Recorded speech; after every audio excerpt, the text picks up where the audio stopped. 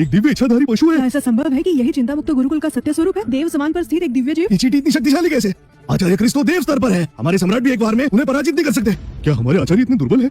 एक बार में पराजित हो गए, उससे बुरा तो यह है कि उनकी शत्रु एक चींटी है। ये देव शास्त्र के शिष्यों के लिए लज्जाजनक स्थिति है। असंभव, मेरे आचार्य पराजित नहीं हो सकते। ये नहीं हो सकता, असंभव। नहीं, ये अनुचित है। हमारे आचार्य जी आश्चर्यचकित थे, इसलिए बचाव नहीं कर पाए और खाली चींटी ने धोखे से वार किया। यदि विश्वास नहीं होता तो फिर से हमें चुनौती दो। चिंता मुक्त गुरुकुल में ऐसे साधन नहीं है जो दिव्य पशुओं का पालन पोषण करे। यह असंभव है।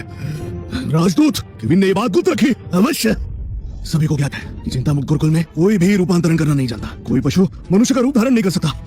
ये काली चींटी अवश्य ही असुर समुदाय से आई है और इसे लाने वाला केविन है। असुरों के साथ मित्रता, वो आचार्य बनने के योग्य नहीं। असुर समुदाय से सहायता। हाँ, मुझे ज्ञात था, अन्यथा केविन के पास ऐसी जीव कैसे आ सकती है? ज्ञात होता है असुरों की सहायता से हुआ है। हाँ, केविन तुम बेहद नीच हो।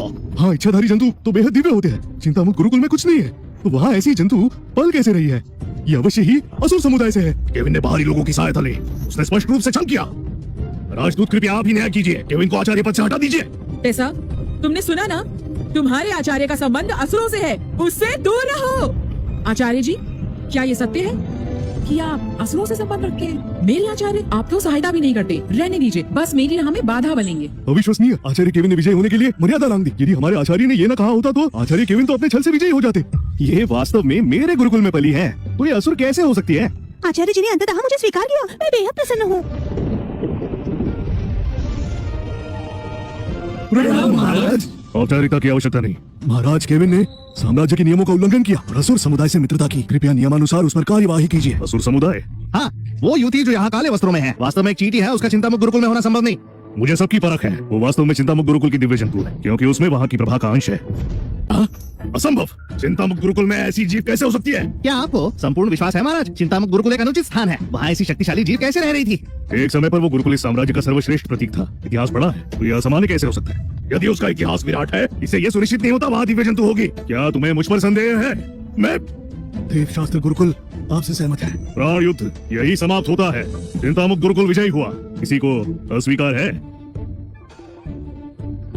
सब तुम्हारा दोष है। तुमने कहा तुम गुरुकुल के लिए युद्ध करोगी, परंतु अपनी जान क्यों दांव पर लगानी? माँ, मुझे आशा नहीं थी कि चिंता मुक्त की विजय होगी। वहाँ लोग कम है।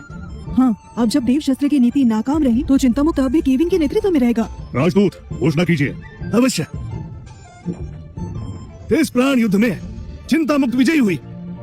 अब से देव शास्त्र को चिंता मुक्त का सेवक बनाया जाता है। मेरी प्रिय शिष्य, तुमने कठिन परिश्रम किया। अब अपने आचार्य के साथ गुरुकुल चलो, मैं तुम्हारे लिए भोजन पकाऊंगा। सुनिए आचार्य जी, मेरे लिए कुछ कार्य?